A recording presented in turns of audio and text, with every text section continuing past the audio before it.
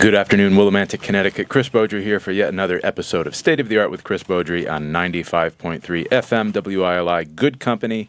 And I've got a chock-full show once again for you all and some wonderful upcoming events and fun things to talk about. And I got some very special guests in the house today, too.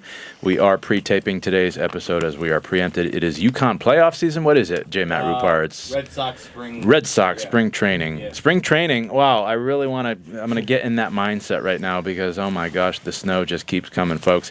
I hope everybody stayed safe yesterday. And if you're still digging out, I feel for you. I spent about 6 hours snow blowing and shoveling yesterday, and God, it looks like another little clipper storm is coming our way tomorrow, Wednesday, February 25th. So, of course, keep your ear out, keep your eyes open, listen to Wayno in the morning, although I think the snow is going to be starting when Wayne comes on air. I think a 4 to 6 window tomorrow, but stay safe out there, folks.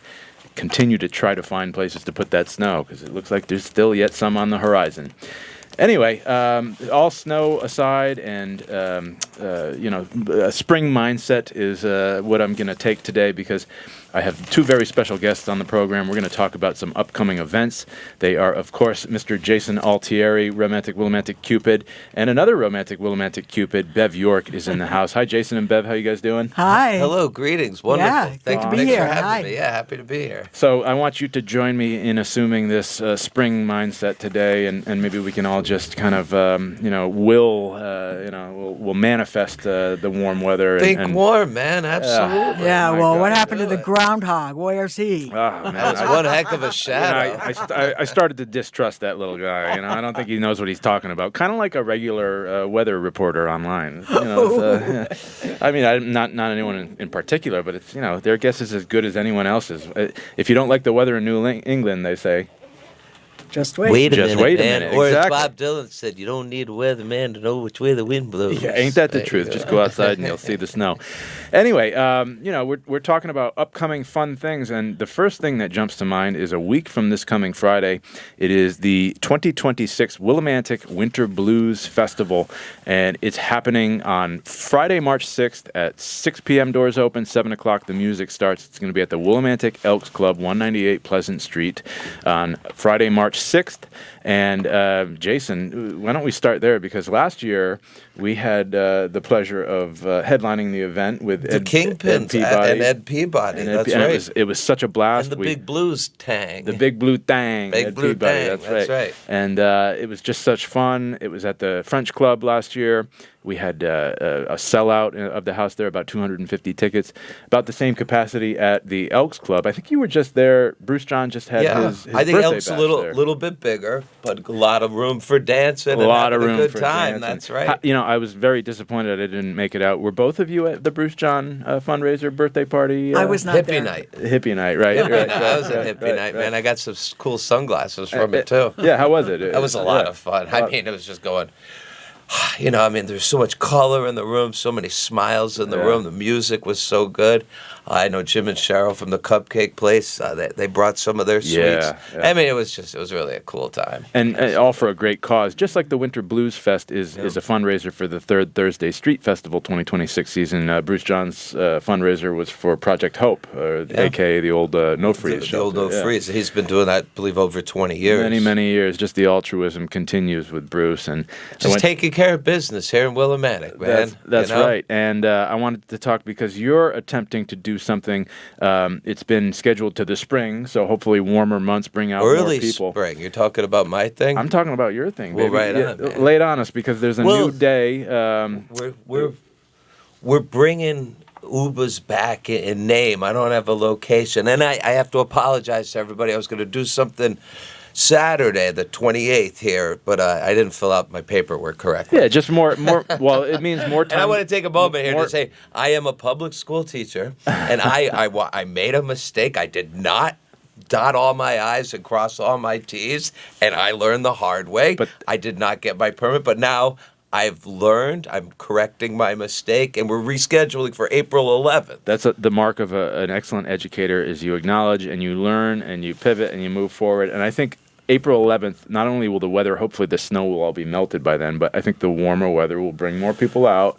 The Eastern is still in session, so you're still going to have, hopefully, be able to market to the Eastern kids, and your sandwiches are so freaking delicious. Well, you know what? Thank you, because thank you for saying that, actually. And I'm very nervous about taking this on, this endeavor, but...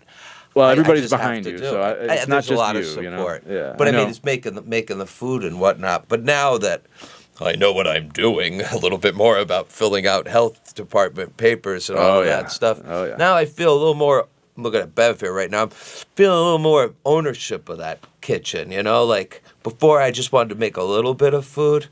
But now I want to get a permit and make a lot of food. If you're going to do it, go all in, baby. So let me ask you this. Sure. You did team up with Bill Sayers, Councilman Bill Bill Sayers is actually, he teamed, yes, we've teamed up. I want you to give a little bit of the background of how you guys started to talk about this. I think you started to talk about it at the Breadbox Theater with a mutual friend. Where you're both a mutual friend. Volunteers, yeah. Yes, Stacy Dunton, who worked, I can't say for me at Uba's, worked at Uba, so it's kind of an experience. But her heart and her soul and her passion really helped keep Uba's become what Uba's was. How long was Uba's open? We were open for 7 years, 3 months, wow. 2 days, and 5 hours. And I was there almost every Friday night. It was the place to be. Bistro night. Right, we had the soups, and we were reminiscing. Some of the soups actually had their own signature dances and whatnot. Yes. Wow. Right. The way that the soup is delivered, it has its own walk. It's a waddle or a stride. Or a cha-cha. A cha-cha. As far as chowder. The chowder cha-cha, which I'm really, really, really looking forward to doing a chowder cha-cha on April 11th. Yeah. And that is how this whole thing started. It was the corn chowder. I never gave anybody my recipes. No way. And Stacy. So are they still under lock and key? And people will have to come on April 11th to experience there you go. proprietary. A little bit, because it takes a village. So Stacy does know the chowder recipe. And I did share a little bit of it there. Stacy doesn't know about this though, but I'll just say it. With the senior center, some of the cooks at the senior center, nice. I did kind of let them know a little bit about the chowder. But anyway, so I wanted to do something for the soup kitchen and was thinking about making soup again. And Bill Sayers, good friends with Stacy Dunton, he's like, oh, you got to talk to Stacy. She loves Uba. She wants to bring it back and stuff. And I'd been watching this movie called Chef, which is about a guy who kind of rediscovers himself, but kind of in the culinary arts, the art through a food truck. You know, he's able to express his cooking through a food truck. Anyway, I know I'm talking a lot here. But anyway, but the idea came out of this. It's like, well, let's start up and let's have a goal of getting it Uba's on wheels, but let's use other people's kitchens in the meantime and just try to get the name. But I'm a big Paul Newman fan and the Newman's Own thing. I know. What a great thing he does with the Hole in the Wall Gang. And the Hole in the Wall Gang. Yeah. Before the Hole in the Wall Gang, I believe the timeline is Newman's Own. Yeah. Uba's Own. Uba's Own. That's what I want to do. Uba's Own, and give it all away.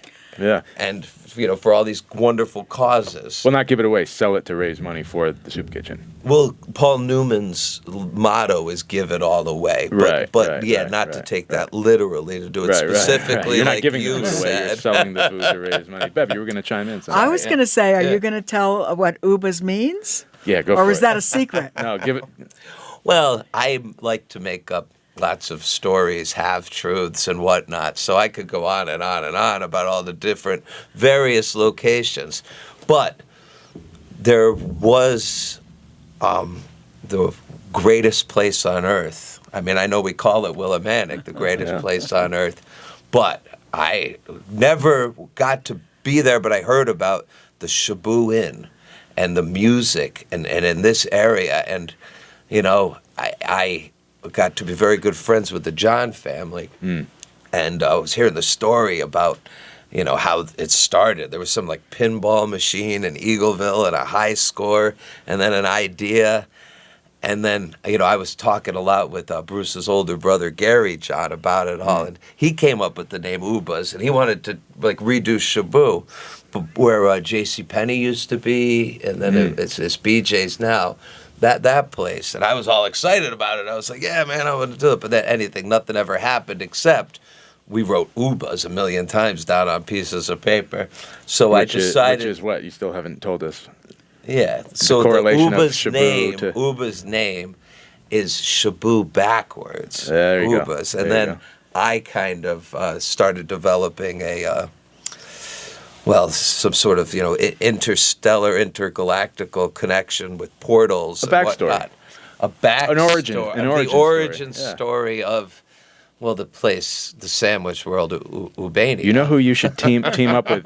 You could team up with this team and get a little visual to the backstory. I bet you they could make a comic of the backstory. Well, you know who it is? It's Project Emo. Project Emo, are those the sticker people? There's so much more than that. But yes, they are. They found design out about the sticker people. So not only at Cupid's Corner. So I want to talk a little on this because on Thursday you should attend. Okay. Well, Joss Marie is going to be performing live music. You're performing on Saturday, right? The closing day of Cupid's Corner. Yes. All right, sweet. So we can talk about that too. We have to talk about that because that's also my makeup for messing up on the February 28th Ubers Day.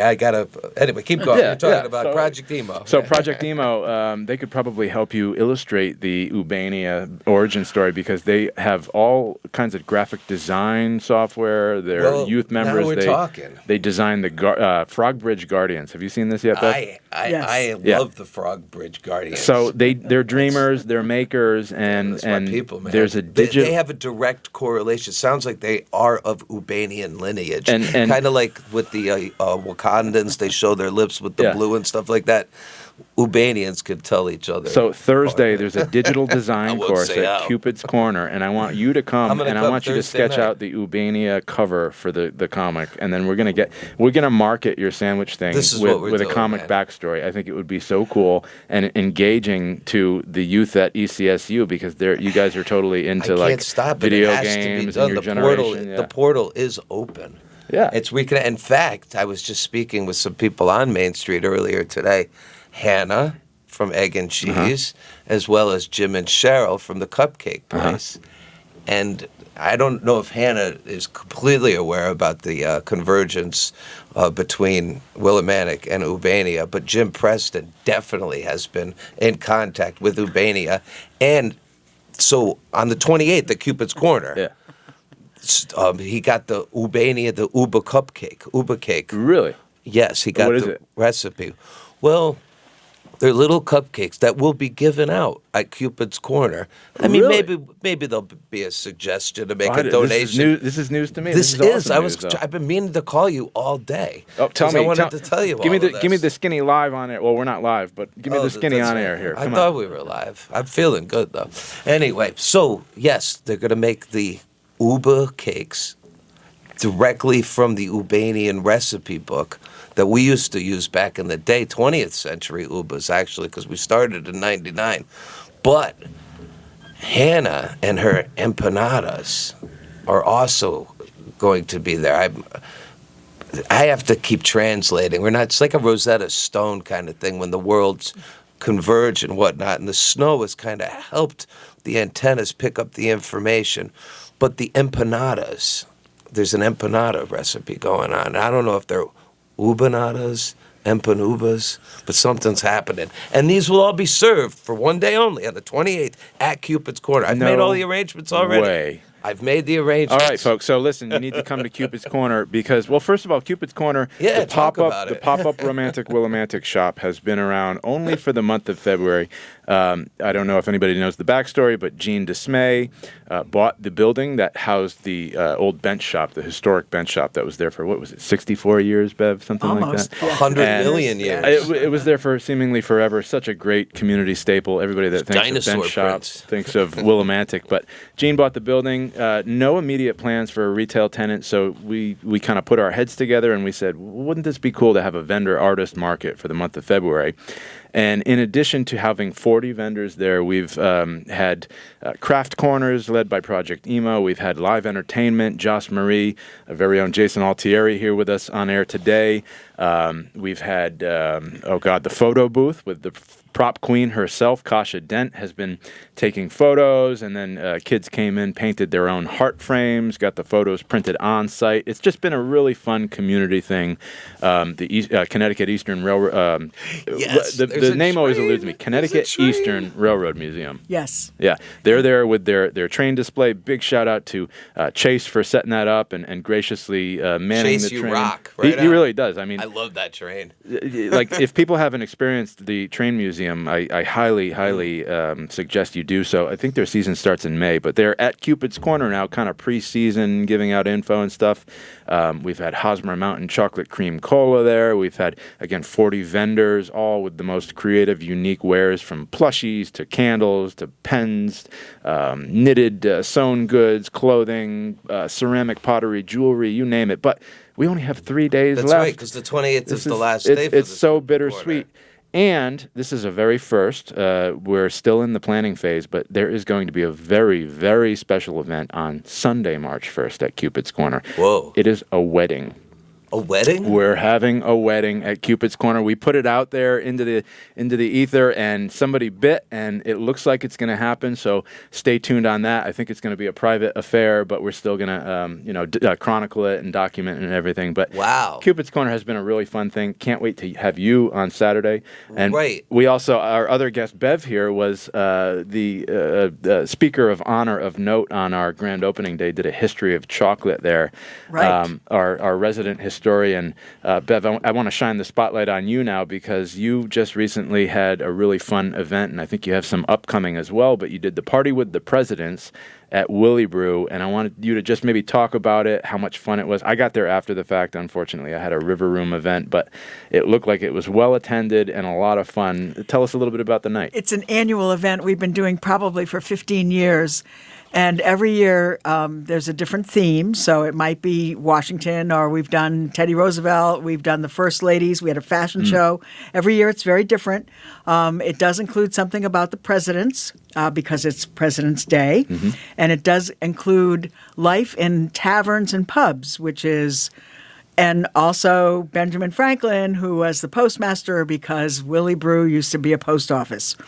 And people can order historic entrees and drinks. And one of our famous drinks is the Cherry Bounce. Yeah. So come next year and find out about Cherry Bounce. The Cherry Bounce, that's such a cool thing, and it ties into the story of George Washington and the cherry tree and how he cannot tell a lie. But give a little more backstory on the Cherry Bounce origin. Oh, okay. So the story of I chopped down the tree, but I cannot tell a lie is what we tell second graders. Right. Or fifth graders, whatever. What are you teaching, Jason? Fifth grade. But we all age stories. But the story is really that he had to preserve these cherries because of this wonderful alcoholic drink. And the first year I told the story, and the second year they made Cherry Bounce, and now it's even on the menu. You can get it any time. So they of the made year. this in-house at Willie Brew? Yes, they do. I would expect nothing less from David and his right. team. That is just amazing. It's awesome, and it's you can try it. And so, which historical character were you in the garb of when I arrived there? You were in costume. So this year I wasn't actually playing anybody in particular. I was introducing the famous founding fathers from our area. I don't think a lot of people are aware, but there was the signing of the Declaration of Independence in 1776 is what we're celebrating. The big 250th is of the signing. And Wyndham has a signer. Samuel Huntington was born in the Scotland parish of the town of Wyndham. And Lebanon has a signer. William Williams, who lived right on the green, is also a signer. So we live in an area of a hotbed of patriotism. And so we talked about those guys and introduced them and the other signers, and also the Trumbull family and all the famous people from the Revolutionary War that lived and worked right here where we are. Bev, you're kind of making me a history nerd. I don't know if you know that or not, but like I learn a little tidbit from you, and then I go down rabbit holes at night. And you just used the word parish. So there's only two states in the Union that don't have county forms of government. One is Connecticut, that we have counties, but they're more in name only, and we're 169 municipalities. But then in New Orleans, Louisiana, they have parishes. Why did you refer to Scotland as a parish? So the town of Wyndham, originally from 1692, was bigger, and there was no Mansfield Right. Scotland, Chaplin, Hampton, and part of Canterbury. It was all Wyndham. But it was pretty far to walk to church, and in those days, that was a big part of people's lives. Oh, parishes, got it. So you had your own parish, and then when you can afford your own minister, then you can break off and have your own town. So Wow. so Mansfield was first to break off. Scotland didn't break off until the 1800s. So, I mean, this is just one of probably billions of tidbits in Bev's head. And Bev, you give these tidbits out a lot of times free of charge at many events you do. Some have, a entry fee, a ticket fee affixed to them, but it's because you're getting cherry bombs and added value and a full production. But tell us more about what's coming up on your calendar, because I'm looking at bevishistory.com, which is your website, correct? And I see Party with the Presidents, which has passed, but on you had something on the 22nd as well, The Life of Nathan Hale. And then your next event is Meet Ben Franklin at the Saxton B. Little Free Library in Columbia. Talk a little bit about what people can expect if they come to that on March 3rd. So on March 3rd, Tuesday, at the Columbia Library at 6 o'clock, Ben Franklin will appear. And, is this going to be you? And I don't want to ruin the surprise, but... Yep, he's one of the roles that I actually impersonate, yeah. Okay, and you're not going to mess with electricity, are you? Like, you're not going to... No, there won't be, good. no. And then on the 4th, Wednesday the 4th, I'm going to be doing the history of Revolutionary War women in Canterbury. So I have a lot of programs, and people can go to my website, bevishistory.com, and see the calendar events. A lot of the programs at libraries and historical societies are all free. That's great. It's fantastic. Please come. And so we're going to go to a short break in just a second. I'm going to keep my guests here for after the break. You're listening to State of the Art with Chris Beaudry on 95.3 FM, WILI, Good Company. I'm speaking with Jason Altieri of UBAZ, and educator here in town, and then our local historian of note, who maybe we can talk a little bit about America 250 when we come back from the break, but I'm with Bev York and Jason Altieri, and we'll be right back to State of the Art with Chris Beaudry. And we're back to State of the Art with Chris Beaudry here on 95.3 FM, WILI, Good Company. My guests joining me, Bev York and Jason Altieri, and we were just talking about some of the wonderful history-themed events that Bev does, and also the wonderful fundraiser that Jason will be bringing back in April of 2026, the UBA's Sandwiches for a Cause. Do you have a name for it yet, a working name, Jason? Hot Lunch. UBA's Hot Lunch. UBA's Hot Lunch for a Cause. Hot Lunch is going to be serving our signature lasagna and our chowder, and the chowder will be prepared and provided with and producing the chowder cha-cha, which Bev reminded me of during the break. Every soup had its own little signature dance. Wait, so to talk about this. So you had your service, your hospitality staff, tableside deliver food items with a dance? Is that... Depending on the item and the customer, of course. Yeah. Right? Of course. That's a really cool concept. Why wouldn't you? It's almost like the concept of like the roller skate servers who would come out. Exactly right. You're right? You're onto it. And he would personally deliver the soups. So, the other people might deliver other things, but the soups were hand-delivered by Jason himself. Now, is that because the love that you put into creating the soup is so personal that you just can't let anybody touch the creation on the way out? An unstoppable wave of energy. The ladle knows. I just basically become an instrument of providing the person with the soup. The universe takes care of everything, just like on Ubania. That's amazing. These items that you're going to offer on April 11th at the Wyndham Community Rec Senior Center, is that where it's going to be held? Exactly, at the Senior Center, 11:30 to 1:30 on April 11th. Music by Bruce John. It's the same thing. I know I advertised for Saturday, and it's going to be exactly what I was going to do on February 28th, but now it'll just be on April 11th with the blessing of the health department. I think that you're going to... I'm doing something on Saturday. I think you're going to do better in April, because in February, and I'm sure a lot of local small businesses and restaurants can attest to this, it's kind of the lull of the year. Everybody's social calendar has...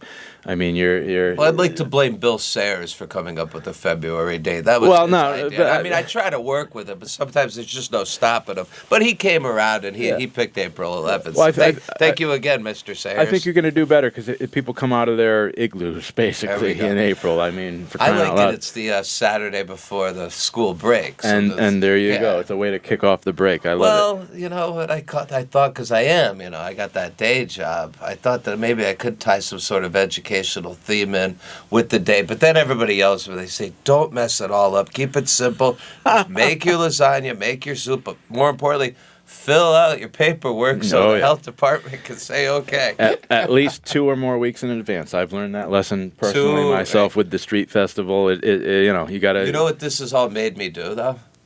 No, what? I did it today. I'm on Facebook now. I thought you were going to say you filled in your paperwork. But No, yeah, I'm okay, going good. to get the. Actually, I went to the town hall, but the health department wasn't there today. But I think I could get it online. But anyway, speaking of online, you told me you'd help me advertise. Yeah, but I had absolutely. to get a Facebook page. Hey, we're starting early and here. I have one. Tuesday, February 24th, and we're talking about it. So, And it's also because it's the first quarter of the moon. I've decided my Facebook page will be on the lunar cycle. okay, I'm not entirely sure what that entails, but it sounds like a plan. It on whatnot, because I'm using it specifically to talk about these philanthropic Gotcha. endeavors. Got you. And Nice. it's called Ubas 2.0. So people can find it on Facebook now and start following. I put you as a friend request. Oh, let me take a look And then I here. was told to make you the administrator, so I didn't have to do any other stuff. Let's take a look. So I'm all about cross pollinating. I stole that term from Daniela DeSouza over at Spiral Arts, and so I'm wondering.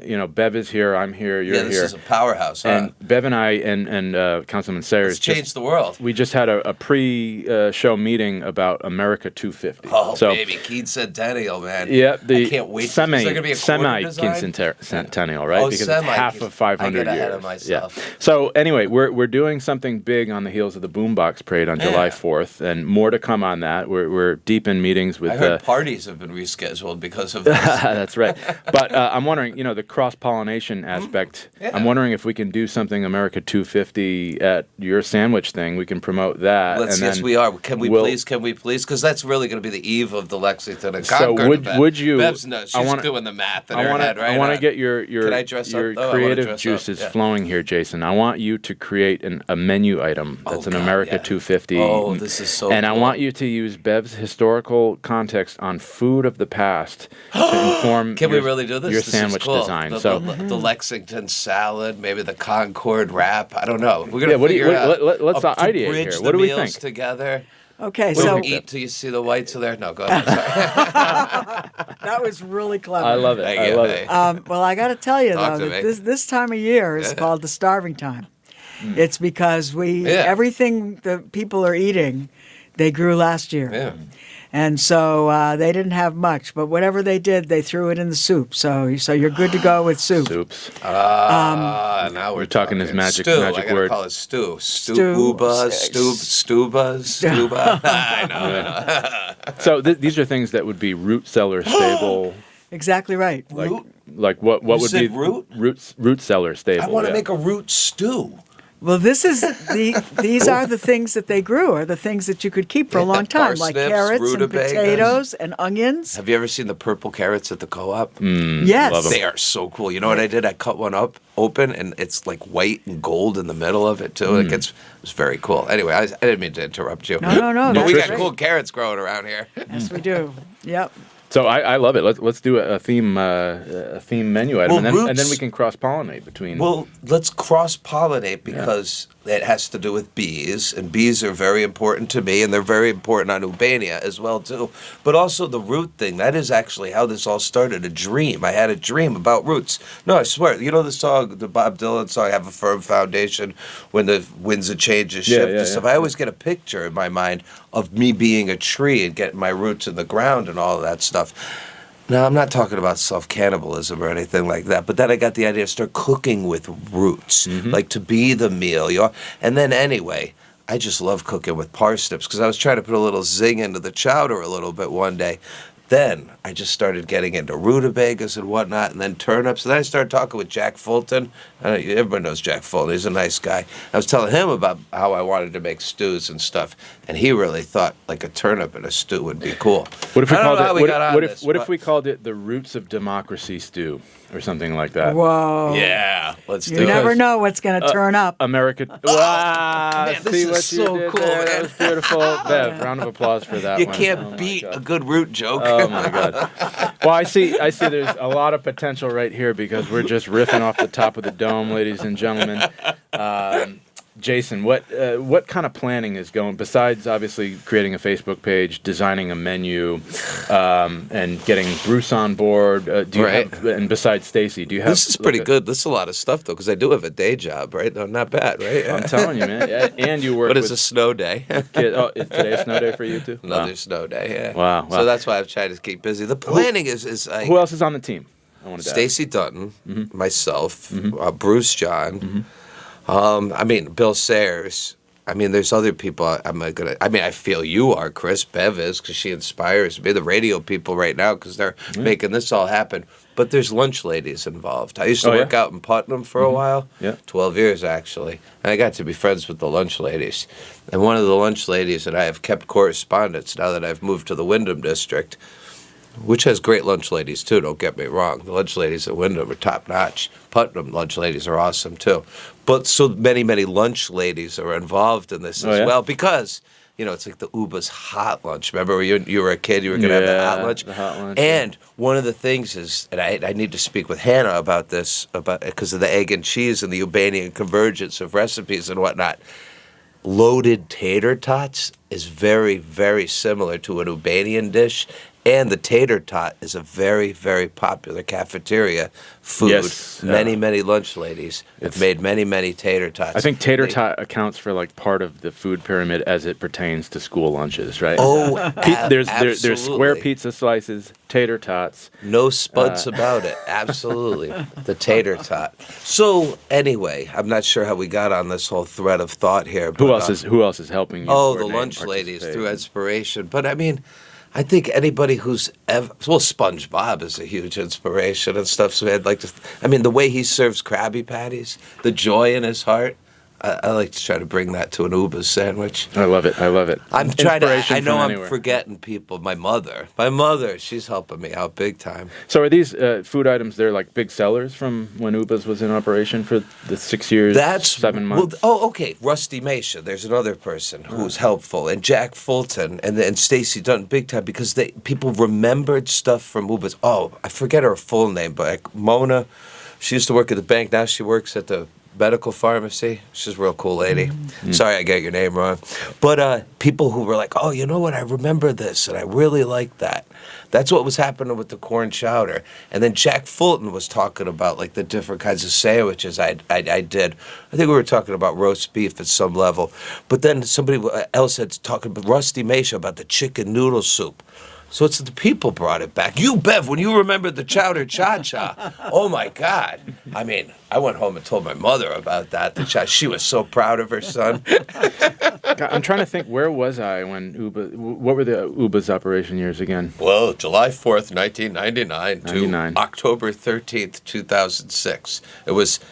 I opened on July 4th and I closed on a Friday the 13th. And 7 years, 3 months, 2 days, and 5 hours took place in between. Wow. So I think I was probably a couple leap on my way to college, but I do remember going into Uba's. It was before Lefty's Landing came in there, like after you. What you were at the old Thread City Diner location? Where? No. I was. Well, I'm Carrie's Art Gallery. No, Carrie's Art Gallery. Yeah. Okay, Carrie Gallery. Yeah. Okay. And the stage. That Jim Barron is still there. Yeah, it's still there. And we all know that, there's the Arnold Prince treasure behind that wall. I know. Someday. So did you build that stage that's in there, part of Uba's? Or was the Ritz family, Robin Ritz and her father, Ed Ritz. We were in collaboration. Robin, who plays in a band? Yes. Yeah. Very talented musician. Yeah. I forget. I know it was very fairy themed. It was very cool. Her art gallery. We're in there at the same time, and Jim Barron put the stage in there as a favor to her. And the business, and the stage is still there. That's so cool. I don't know the history of a lot of things in town, but a lot of people helped. I mean, if I didn't get any help, it was never what happened. Man, it takes a village. Small businesses, nonprofits, museums. It all takes a village to This run is a great village. Yeah. This is an incredible. That's why I came back. You know what I love about this conversation between the three of us. I love the fact that you made history in town. and you're the chronicler of history in town, and like this is going to be history that the next Bev York, 40, 50 years down the road, they're gonna talk. Right? We're all they're they're gonna talk Chris. about. Well, but I'm not like at the end of it. Stuff. Oh no, you're I'm the not next generation. I'm not too. the authority on history in town, but I'm saying like you're making history. This is a story. Well, you made history. You're making history. We're living history, and that's what I love about this town and all of the little pockets and facets and groups that interact and work together to just bring about the cultural scene here in Willimantic. So please let me piggyback off of that, because I'll never forget the day we were at Ben's motorcycle shop. You were getting the idea. I was just kind of meeting you. I knew of you, for a lot of respect for music and stuff. And then you were like, "Oh, I'm going to start a club. And I knew you had you knew what you were talking about and stuff. But then you were just like, "I love Willimantic." You were just like, "I just love this town. Yeah. I love this town." And that's exactly how I felt when I had to do UBAs in 1999. I'll never forget the night. It was like March 29th. Anyway, I had a lot going on in my life, but I needed to do something real, and I wanted to do something for me to find America and all of that stuff. And it's all here in Willimantic. There's no need to look anywhere else. I'm preaching to the choir here. Right. But oh my gosh, I mean, I tell because I'm a school teacher at Wyndham Middle School too, and it's like, man, there is so much to do in this town. There's so much potential. You just got to look a little bit. Yeah, that's it. Look, you got to look around and then and work on yourself, right? Yeah, and be able to receive these blessings that Romantic Willimantic has to offer, but you have to be ready for them. I'm super excited for the 2026 season of just everything going on in Willimantic, like the Street Fest, all of the America 250 things. We're going to start a calendar of events for America 250 things, but just a general calendar, and anything that people want to put on this calendar. It's going to be a product of WRI. We're about to unleash our new Street Fest website coming up. I would say in the next couple of weeks, but it's going to have a calendar on it that is community events. So I want to throw that out there, and I would love to invite you to add any event that you have, including April 11th. You're going to help me with my page, of course. So you can that goes without saying. Yeah. And then Bev, same invitation to you. Obviously, the America 250 committee, but anything you do historically, I mean, it's a testament. Now, Party with the Presidents is like a staple, and I'm sorry I couldn't make it this year, but how many years has that been running, Party with the Presidents now? We're not exactly sure. 12, 13, 14. And you've been at the helm from conception to... Yes.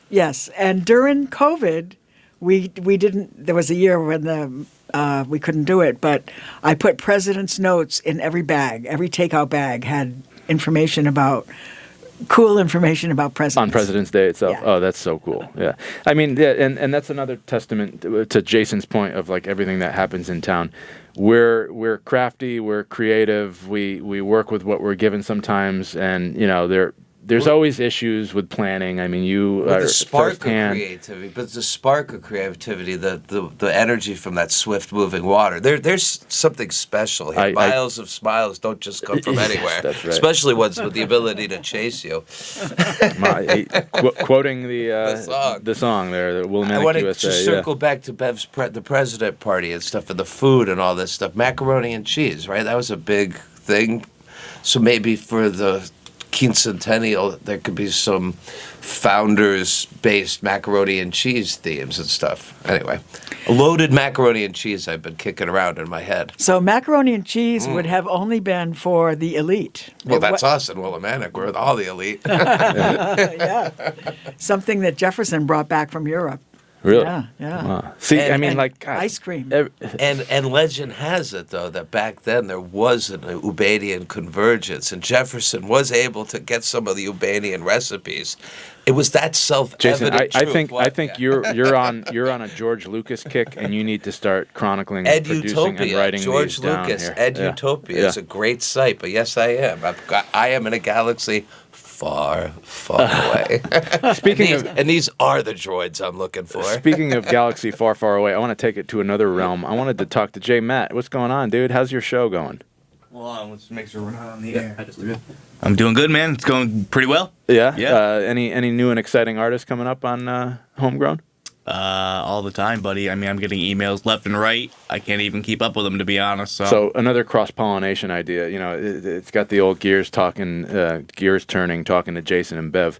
America 250. Do you think we could do a special takeover episode of Homegrown? You know, on brand with America 250. I like that idea. Definitely. Let's do it. Work on that too, because there's a lot of historically relevant music that came out of here. I mean, it doesn't have to be Wyndham entirely. Like the oldest cornet band, oldest community band in the country happened right over in Ashford. Maybe we could highlight music of that kind and do patriotic stuff. The Wyndham Concert Band.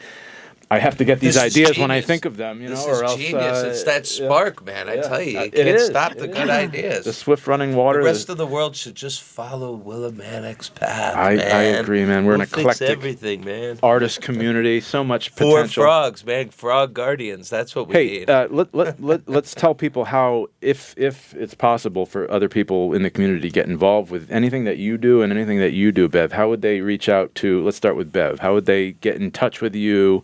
And, you know, they could show up to one of your events. They could find on bevishistory.com. But do you ever solicit volunteers or? Oh, absolutely. Creative, and I have an email, bevishistory@yahoo. Nice. And I'd love to get people involved in some of the things going on. I'm planning some family programs to bring the kids to help them learn about our local history. And so I would love to have volunteers. Absolutely. And the email again, one more time. bevishistory@yahoo. Give her a shout, folks. If you're interested in, I mean, you don't have to be as deeply invested in history as Bev is. I don't think anybody could hold a candle to that. But if you want to get involved, even if it's just maybe helping set design or something. I know you're big with Haunted on Main. You're a volunteer in that. It could be pertaining to that or something you do with history at the museums here in town. I mean, we love to see people volunteer their time if it's an hour on a Saturday or, you know, a months-long project. We're always looking for extra help out in the community. Jason, would you like to do a call to volunteers for April 11th? Well, my correspondence is a little bit choppy right now, so I'm not sure how people could get a hold of me. Well, you have a new Facebook page. You, right? Yeah. You have a new Facebook page, right? And what was it again? And that is where I will post the events. What was the Facebook page? Tell me again. It's Ubas 2.0. Ubas 2.0. That's like right. that. Let's take a look on Facebook. So, is it a page or is it a person or? It's a page. It's a page. This is very new for me, folks. I've never done Facebook before. Didn't do MySpace. I really don't even. A corded phone would be just fine with me. I kind of agree with that. I don't mind a busy signal. I kind of agree with that. But I don't know. They thought I was a robot. So we're gonna figure out how to make this page public because I don't see it just yet. But I asked you to be my friend.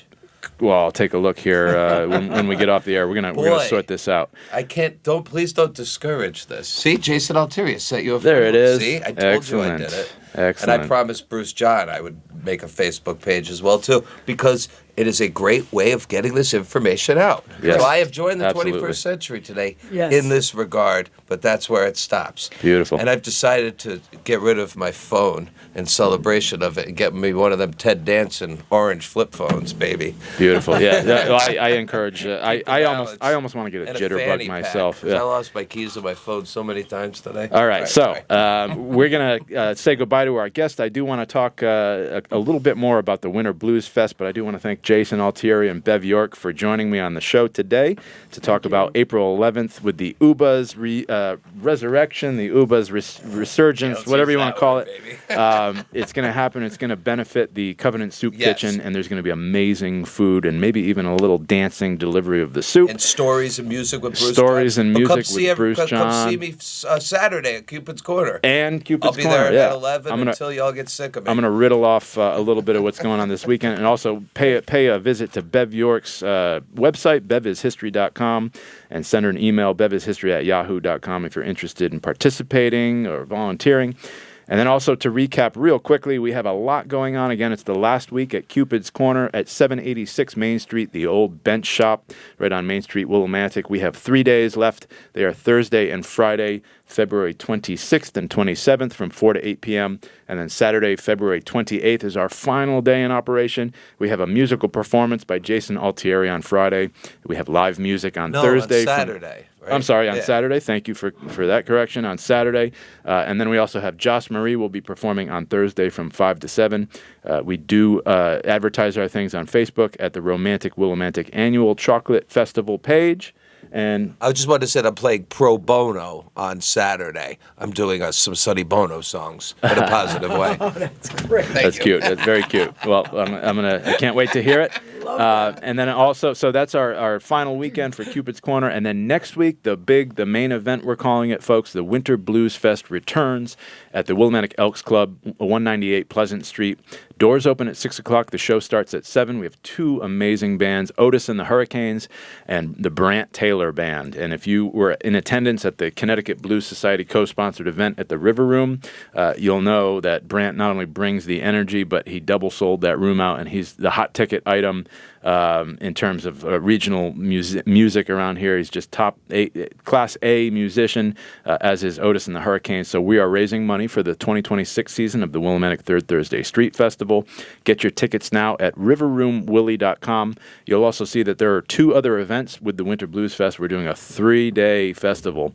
Friday, March 6th, Saturday, March 7th, the show at the River Room Paul Gabriel Blues Band, and then Tuesday, March 10th, we're going to have a blues open mic at the River Room from 7 to 10 p.m., co-sponsored again by the Connecticut Blues Society.